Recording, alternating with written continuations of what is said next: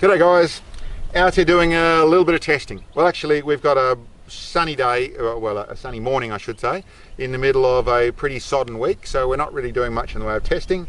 But I did want to bring to you something that we're going to be doing some more shooting with as the season dries out, and some ELR stuff. And that's what's hidden in this little bag here. It's the NightForce Wedge Prism. And what it is a MOA adder. So this one here, they do a couple of them. There's actually a little prism, a little wedge prism in here, which adds MOA to your elevation in your scope. They do a couple. This is 100. They also do a 50. The way it works, in this current format, it's got a little quick release mount, put a rail in front of your scope, and attached. Let me pop that up. And that goes from, well, adds 100 MOA on what you are, whatever you are. 0 to 100 yards, put that in the front, you're then shooting 100 MOA. I don't like to talk about changing zeros, it's just 100 MOA. So if you've got a shot out there that's 105 MOA you need, you put that on, dial up 105 MOA. And of course, in a scope like this, that has 120 minutes of elevation, that means that rig can dial up to 220 minutes of elevation. So an awesome little adder on that side of things. I suppose beyond that point, they also do the 50. So this can be used in a couple of different formats. In a rig like this that's set up with good elevation, I can get to, like I said, 220 before I start using the adjustable base. So this rig can almost get to 300 MOA with what you're looking at. There's a bit more on the details, I'll get into that later on.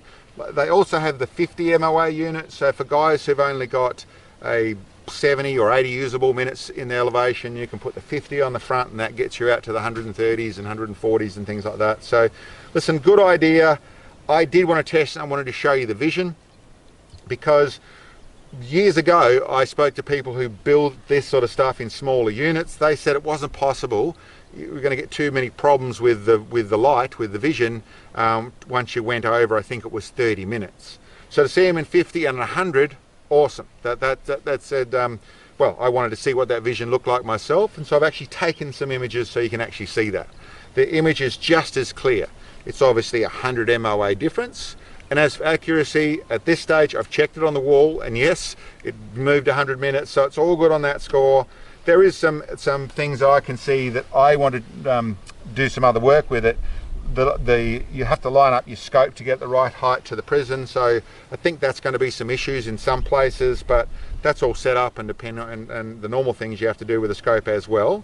But I'm also looking at building a little unit to be able to screw it to the front of the scope.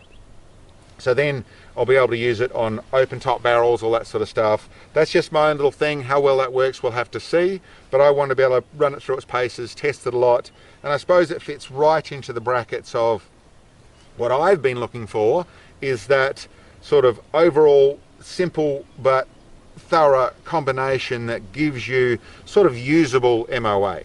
And when I would say in that, I'm not really settled on that, but I think once you get to 200, maybe 250 minutes of elevation, you're really going into shots that are going into ultra long range, and it's getting beyond the point of things. We go there for sure, but for the average punter and the real seeable, usable sort of stuff, 150, 200 minutes probably does it for most people. Shooting to 2,000 yards, 2,500 yards, means you can do it without the other bits and pieces. It becomes simple, as you saw.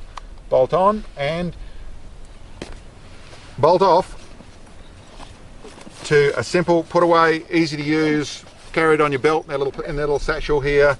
So a pretty simple system, and it worked really nice. I was really happy with the vision, really clear, which is what I wanted to see, and we'll do some testing.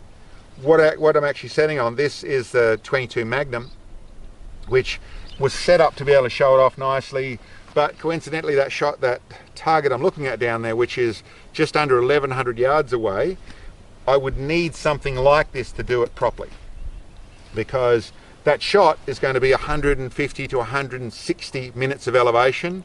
So that's pretty simple. I bolt that in the front, dial up 50, and I'm at the 150, or dial up 60 and I'm at 160. So I think that's a pretty good combination. That's going to work well as a real usable thing. But listen, time will tell. Testing at the moment. going to build something to make it work in other places, but yeah, that's my bringing it to you as to what we've got here to show you in the coming months. Anyway guys, I think that's what I got to show you today. Thanks for checking in on us. Hope you enjoyed the video. We'll catch you next time.